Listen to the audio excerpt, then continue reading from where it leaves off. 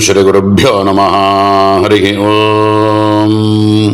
आत्मा भिन्न शिवाकारं चिदानन्दघनं गुहं प्रकाशं विमलं शान्तं ब्रह्मण्यं समुपास्महे। शान्तविमलप्रकाश आत्मगुगजिदानन्दमण्डिता प्रकाशानन्दमिथुनासा कुलश्रेणी सदा जयति। सद्गुरुचरणारविन्दाभ्यां नमः। पाशं प्रपूरितमहासुमतिप्रकाशो यो वा तव त्रिपुरसुन्दरीणाम् आकर्षणे किल वशीकरणे प्रवीणं चित्ते ददाति जगत्त्रयवश्यकृत् स्यात्। குருநாதாளனுடைய பரமகிருபையில் துர்வாச மகரிஷியினால் அருளப்பட்ட ஸ்ரீ சக்தி மகிம்ன ஸ்தோத்திரத்தினுடைய 48வது ஸ்லோகத்தை பார்த்துட்டு இருக்கோம். இதுக்கு முன்னாடி இருந்த 2 ஸ்லோகங்களில் அம்பாளினுடைய ஆயுதங்களாக இருக்கக்கூடிய இட்சு கோதண்டம் அப்படின்னு சொல்லக்கூடிய கரும்பு வில்லையும் பஞ்சபுஷ்ப பானங்கள் அப்படின்னு சொல்லக்கூடியதையும் ஸ்மரித்து ஸ்தோத்திரம் பண்ணி அந்த தியானத்தை பண்ணக்கூடிய உபாசகர்களுக்கு என்ன பலன் அப்படிங்கிறத பூர்வ 2 ஸ்லோகங்களில் சொன்னார். இப்போ இந்த ஸ்லோகத்தில் ராகஸ்வரூப பாஷாட்யா அப்படின்னு வாக்தேவதைகளால் ஸ்தோத்திரம் பண்ணப்பட்ட அந்த பாஷத்தை நம்ம துர்வாச மகரிஷி ஸ்தோத்திரம் பண்ணி இந்த ஸ்லோகத்தை சொல்கிறார். இதுக்கு போகிறதுக்கு முன்னாடி ஒரு விஷயத்தை தெரிஞ்சுண்டு இதுக்குள்ளே பிரவேசித்தா ரொம்ப ரசமாக இருக்கும் அப்படிங்கிறதுனால நம்மளுடைய 7வது ஆவரணமாக இருக்கக்கூடிய சர்வ ரோகஹர சக்கரம் அப்படின்றதுக்கு பூஜை பண்ணுறோம். பூஜை பண்ணும்பொழுது அதில் இருக்கக்கூடிய அந்த ரகசிய யோகினிகளை தியானம் பண்ணும் பொழுது அதுக்கான வித்யை அப்படின்னு பார்த்தோம்னா அதனுடைய பாவனையானது என்ன அப்படின்னாக்க மனனம் அப்படின்னு சொல்லப்பட்டிருக்கு. இதுக்கு அடுத்த ஆவரணமாக இருக்கக்கூடிய 8வது ஆவரணம் திரிகோணத்தில் பூஜை பண்ணும்போது அதனுடைய வித்யானது நிதித்தியாசனம் அப்படின்னு சொல்லுவா. மனனத்தினுடைய பலனாகவும் நிதித்தியாசனத்துக்கு தேவைப்படக்கூடியவையாகவும் இருக்கிறதுனால இந்த 7வது ஆவரணத்துக்கும் 8வது ஆவரணத்துக்கும் நடுப்புற 4 ஆயுதங்களை பூஜை பண்ணுறது அப்படின்னு சம்பிரதாயமாக கொடுக்கப்பட்டிருக்கு. சூத்திரகாரர்களால் அப்படி கொடுக்கப்பட்டிருக்கு. வேதாந்த ரீதியாக பார்க்கும் பொழுது நிர்விகல்ப சமாதிக்கு பிரதிபந்தகமாக இருக்கக்கூடியவை என்ன அப்படின்றத சாஸ்திரங்களில் நிறையா சொல்லப்பட்டிருக்கு. விவேக சூடாமணியிலையும் விசுத்த புத்தேகே பரமாத்ம வேதனம் தேனைவ சம்சார மூல நாசக அப்படின்னு சொல்லப்பட்டிருக்கு. இந்த சம்சாரம் அப்படின்னு சொல்லக்கூடியதிலிருந்து நமக்கு ஒரு விமுக்தியானது கிடைக்கணும் அப்படின்னா நம்ம சேர்த்துக்க வேண்டியவை என்ன பண்ணணும்? விசுத்த புத்தேகே பரமாத்ம வேதனம் தேனேவ சம்சார மூல நாசக அப்படின்னு சொல்லியிருக்கார். சாஸ்திரங்களில் சமாதி அப்படின்னு சொல்லக்கூடிய நிலைக்கு பிரதிபந்தகமாக இருக்கக்கூடியவை 4 அப்படின்னு நிர்விகல்ப சமாதி பிரதிபந்தக லய விக்ஷேப கஷாய ரசாஸ்வாதேபியோ ரட்சிதம் மே சித்தம் அவிக்னேன பிரம்மணி அவஸ்திதம் அப்படின்னு சாஸ்திரங்கள் சொல்கிறது. நிர்விகல்ப சமாதியாக இருக்கக்கூடிய நிலைக்கு பிரதிபந்தகமாக இருக்கக்கூடியது 4 விஷயம் அப்படின்னு எடுத்து சொல்கிறார். லயம் விக்ஷேபம் கஷாய ரசாஸ்வாதேபிய அப்படின்னு 4 விஷயத்தை சொல்லி இந்த 4 விஷயங்களும் தான் இவைகளிலிருந்து நமக்கு முக்தியானது கிடைச்சாலே ஒழிய நமக்கு ஆத்ம சாட்சா்காரமானதோ நம்மளுடைய நிர்விகல்பமான ஒரு சமாதியானது சித்திக்கிறதுக்கு கிடைக்காது. அதனால் இவைகளிலிருந்து முக்தி வரணும் அப்படின்னு லயம் விக்ஷேபம் கஷாய ரசாஸ்வாதம் அப்படின்னு சொல்லக்கூடிய 4 விஷயம் நம்மளுடைய சமாதிக்கு பிரதிபந்தகமாக இருக்குது அப்படின்னு சொல்லுவா. அதில் இந்த 4 விஷயங்களையும் அம்பாள் கையில் வச்சுன்னு இருக்கக்கூடிய ஆயுதங்களோட சமன்வயப்படுத்தி சார் ஸ்ரீ சிதானந்தநாதர் நம்மளுடைய வாசனா அப்படின்னு சொல்லக்கூடிய இடத்துல ஆயுதங்களை பற்றி சொல்கிற இடங்களில் இதை பற்றி ரொம்ப விஸ்தாரமாக சொல்லப்பட்டிருக்கு. இவைகளுக்கு 4மே தடையாக இருக்குது. நம்மளுடைய ஆத்ம ஞானத்துக்கு தடையாக இருக்கக்கூடியவை அப்படின்னா லயம் விக்ஷேபம் கஷாயம் ரசாஸ்வாதம் அப்படின்னு சொல்லக்கூடிய 4 விஷயமாக சொல்கிறார். அதில் கஷாயம் அப்படிங்கிறது ஒரு கன்ஃபியூஷன் அப்படின்னு சொல்கிறோமே, இந்த பாசம் அப்படிங்கிற ரூபமாக இந்த நான் இல்லாதவற்றை எல்லாத்தையும் நான் நான் அப்படிங்கிற ஒரு பிரமையோடையும், என்னுடையது இல்லாதவற்றை எல்லாத்தையும் என்னுடையதுன்னு நம்ம சேர்த்து வச்சுக்கக்கூடிய ஒரு பந்தத்துவம் இருக்கே, இதுவே ஒரு முதல்ல இருக்கக்கூடிய ஒரு பிரதிபந்தகம். அதுக்கு கஷாயம் அப்படின்ற பதத்தில் வேதாந்தங்களில் சொல்கிற வழக்கம்.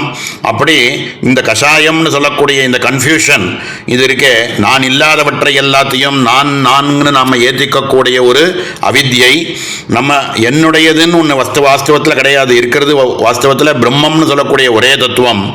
நம்ம ஜீவன்கிற பிரமையினால நமக்கு ஏற்படக்கூடிய நான் இல்லாதவற்றை எல்லாம், சரீரத்தையே நான் நினைக்கிறது, பிராணனையே நான் நினைக்கிறது, அப்படிலாம் இருக்கக்கூடிய இந்த பஞ்ச கோஷங்களையே நான் நினைக்கிறோமே, இதனால ஏற்படக்கூடிய ஒரு கஷாயம், அந்த பாசமானது அத பாசம் அப்படிங்கிறத சூச்சிக்கிறது அப்படின்னு சொல்றார். அதாவது சர்வலோக வசியம் அப்படின்னு சொல்லக்கூடியதே பாசம். இந்த சகலத்தையுமே, பிரபஞ்சத்தில் இருக்கக்கூடிய சர்வ வஸ்துக்களையுமே தன்னுடைய ஸ்வரூபத்தில் ஆக்கர்ஷிக்கப்பட்டு கொள்வதே வசியம் அப்படின்னு சர்வசாஸ்திரங்களும் சொல்கிறது. அதாவது பிரபஞ்சத்தில் இருக்கக்கூடிய சர்வ வஸ்துக்களுமே பிரம்மமே தான் இந்த ரூபங்களாக இருக்குது.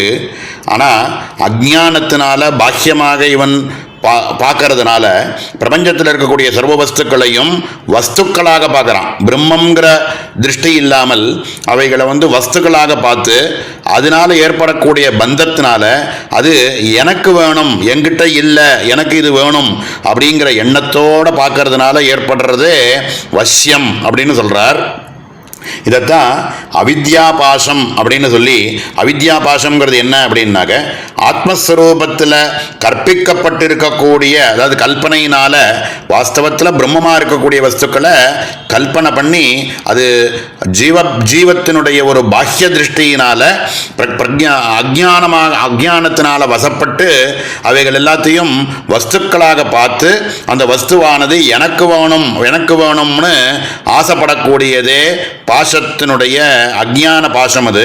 ஆனால் அம்பாள் கையில் வச்சுட்டு இருக்கிறதோ வித்யாபாசம்.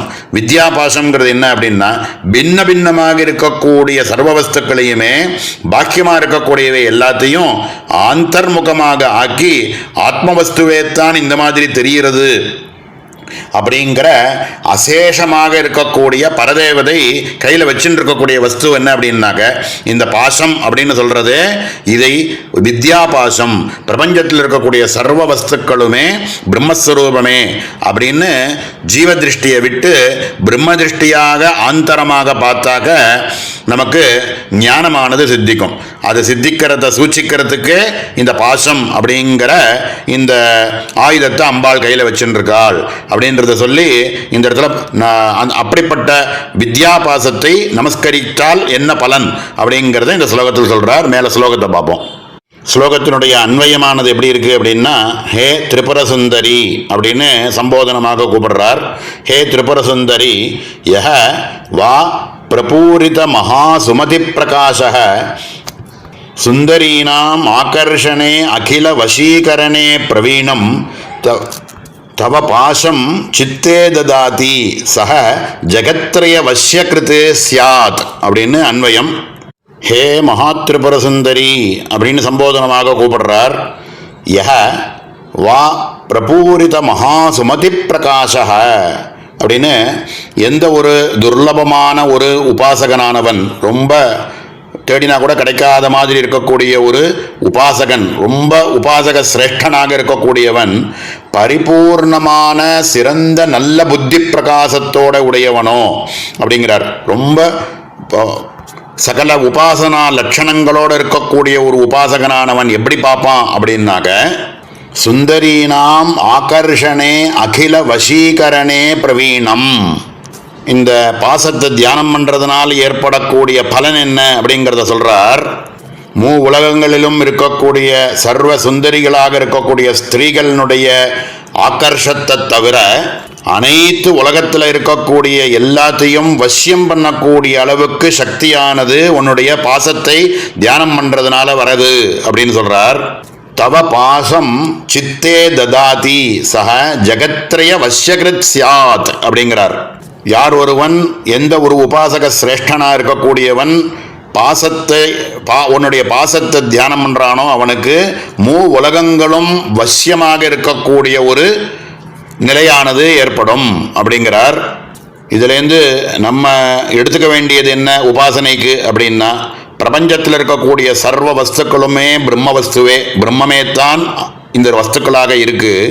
ஆனால் அவைகளை பாஹ்ய திருஷ்டியினால் இந்திரியங்கள்னால நம்ம அறிந்து அதில் இருக்கக்கூடிய விஷயத்தை மட்டும் அறிஞ்சுண்டு அதனுடைய சோர்ஸ் என்ன, எங்கிருந்து வந்தது, அது என்ன அப்படிங்கிறத விட்டுட்டு அதில் இருக்கக்கூடிய பாஹ்ய திருஷ்டியில் இருக்கக்கூடிய ஸ்தூல ரூபத்தை மட்டும் பார்த்து அதில் பிரமை அடைஞ்சுட்டு இருக்கக்கூடிய சாதாரணப்பட்டவா உபாசகர்களுக்கு எப்படின்னா, இந்த பாசத்தில் போய் நம்ம அம்பாளினுடைய பாசத்தில் நம்மளுடைய ராகங்கள் எல்லாத்தையும் அம்பாளினுடைய பாசத்தில் சேர்த்துட்டு ஆந்தர திருஷ்டியாக பிரபஞ்சத்தில் இருக்கக்கூடிய சர்வ வஸ்துக்களுமே பிரம்மமே அப்படிங்கிற ஞானத்தோட எவன் ஒருவன் இந்த பிரபஞ்சத்தை பார்க்குறானோ அப்படிப்பட்ட உபாசக சிரேஷ்டனை பார்த்து உலகங்களும் பிரமிச்சு போய் அவங்கிட்ட வசியமாகும் அப்படிங்கிறது இந்த சாரமான இந்த ஸ்லோகத்தினுடைய சாரமானது. இதுக்கு மேலே இருக்கக்கூடிய அடுத்த ஸ்லோகமானது அங்குஷம் அப்படின்னு சொல்லக்கூடிய அடுத்த ஆயுதத்தினுடைய அதை உபாசனை பண்ணுறதுனால வரக்கூடிய பலன் என்ன அப்படிங்கிறத சொல்ல போகிறார். இதுக்கப்புறம் 4 ஆயுதங்களையும் சேர்த்து யார் ஒருவன் தியானம் பண்ணுறானோ அவனுக்கு வரக்கூடிய உபாசனா மகிமை என்ன அப்படிங்கிறத சொல்ல போகிறார். இதை அடுத்த அவகாசத்தில் மேலே பார்ப்போம். ஓம் சகனா பவது சகனோ புனக்து சக வீர்யங்கரவாவஹை தேஜஸ்வினாவதீதமஸ்து மா வித்விஷாவஹை. ஓம் சாந்தி சாந்தி சாந்தி.